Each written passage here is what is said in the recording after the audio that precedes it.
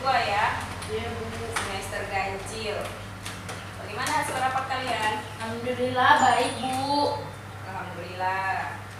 Udah, sebelum kita mulai pelajaran hari ini, ada baiknya kita berdoa dulu menurut agama dan kepercayaan kita masing-masing, supaya ilmu kita menjadi ilmu yang berkah. Berdoa dimulai.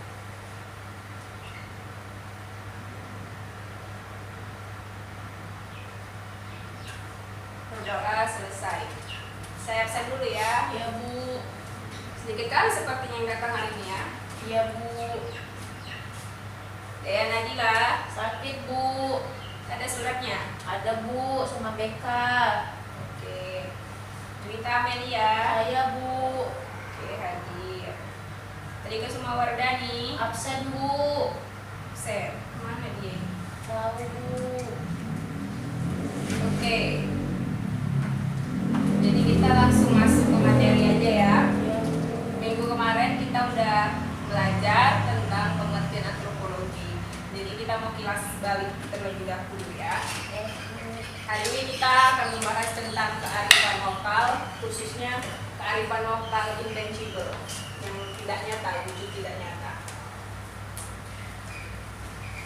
Oke, jadi ini ada pengertian antropologi, di mana antropologi ini berasal dari bahasa Yunani, yaitu terdiri dari kata antropos dan logos, di mana antropos itu berarti manusia atau orang, sedangkan logos berarti ilmu. Adapun definisi antropologi menurut para ahli, yang pertama Ibu tulis di sini ada Kuncharaningrat.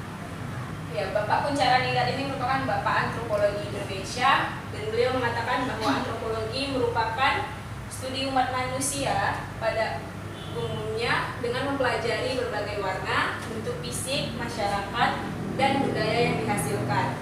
Yang kedua ada William A. Haviland, di mana beliau mengatakan antropologi merupakan studi tentang umat manusia, berusaha untuk membuat generalisasi yang berguna tentang orang-orang dan perilaku mereka, dan untuk mendapatkan pemahaman yang lengkap dari keragaman manusia. Dan selanjutnya, di dalam antropologi itu terdapat 7 unsur kebudayaan, yang dimana menurut Kuncharaningrat ada 7 unsur kebudayaan universal. Yang pertama yaitu sistem bahasa, yang kedua sistem pengetahuan, yang ketiga sistem kemasyarakatan atau organisasi sosial, yang keempat ada sistem peralatan hidup dan teknologi, yang kelima ada sistem mata pencarian hidup, dan yang keenam ada sistem religi, serta ketujuh ada kesenian. Yang dimana 7 unsur kebudayaan ini tidak lepas dari manusia. Baik, selanjutnya materi kita pada minggu ini yaitu kita akan membahas mengenai kearifan lokal. Dan sebelum kita lebih dalam lagi untuk membahas kearifan lokal ini, ada baiknya kita mengetahui dulu apa sih kearifan lokal itu. Ya, jadi pengertian kearifan lokal ini dalam kebahasaan, kearifan lokal berarti kearifan setempat atau local wisdom yang dapat dipahami sebagai gagasan-gagasan lokal yang bersifat bijaksana, penuh kearifan, bernilai yang tertanam dan diikuti oleh warga masyarakatnya. Dan selanjutnya bentuk kearifan lokal, di mana bentuk kearifan lokal ini ada 2. Yang pertama yaitu kearifan lokal yang berwujud nyata atau tangible. Dan yang kedua ada kearifan lokal yang berwujud tidak nyata. Kearifan lokal yang berwujud nyata atau tangible ini adalah kearifan lokal yang dapat dilihat. Contohnya itu seperti bangunan, seperti rumah panggung pada adat Melayu. Nah, ini contohnya. Ini adalah kearifan lokal yang berwujud nyata atau tangible. Ataupun karya seni berupa benda cagar alam atau tradisional seperti batik, keris, dan lainnya. Dan selanjutnya itu kearifan lokal yang berwujud tidak nyata atau intangible, yang dimana kearifan lokal ini contohnya itu seperti petuah yang disampaikan secara oral atau verbal, yang secara turun-temurun, yang dapat berupa kidung atau nyanyian dengan kandungan nilai ajaran tradisional.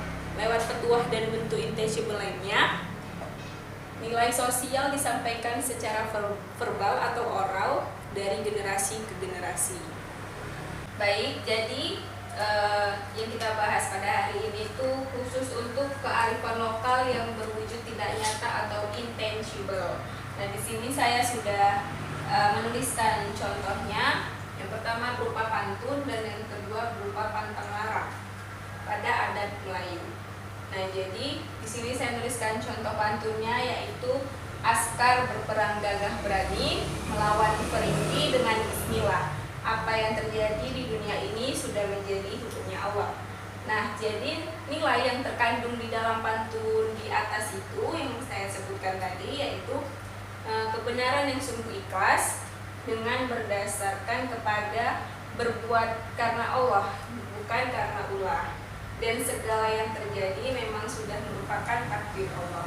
Nah, jadi yang seperti kita ketahui, orang Melayu ini kan mayoritasnya beragama Islam. Jadi banyak pantun dari mereka itu mengenai hubungan mereka dengan Sang Pencipta, yaitu Allah Subhanahu wa taala.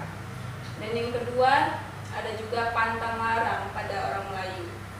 Yang di sini saya contohkan, yaitu anak-anak dilarang melintasi atau melewati belakang orang tua yang sedang duduk. Nah, jadi nilai yang terkandung dalam pantang larang tersebut itu yaitu nilai pendidikan, di mana orang tua mengajarkan sopan santun melalui metode pembiasaan. Oke, jadi sampai di sini materi kita. Jika ada yang ingin bertanya, dipersilahkan.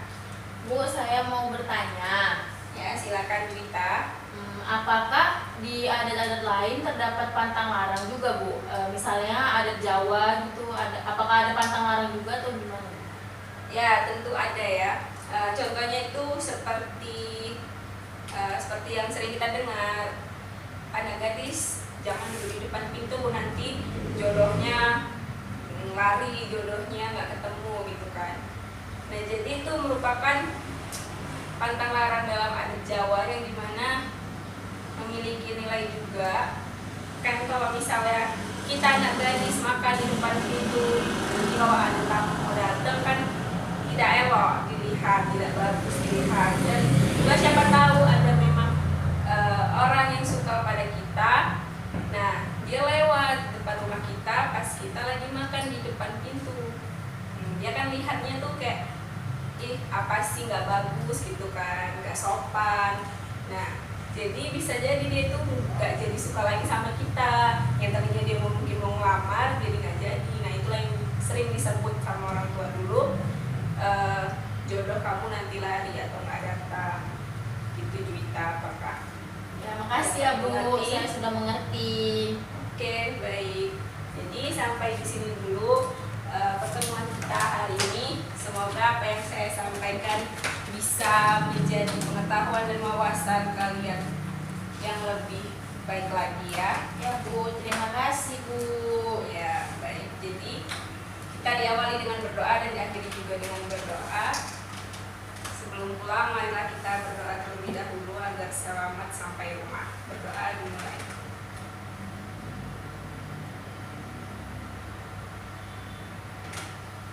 Berdoa selesai. Oke, baik, sampai sini dulu. Ya, sekiranya saya kalau ada salah kata saya mohon maaf. Assalamualaikum warahmatullahi wabarakatuh. Waalaikumsalam.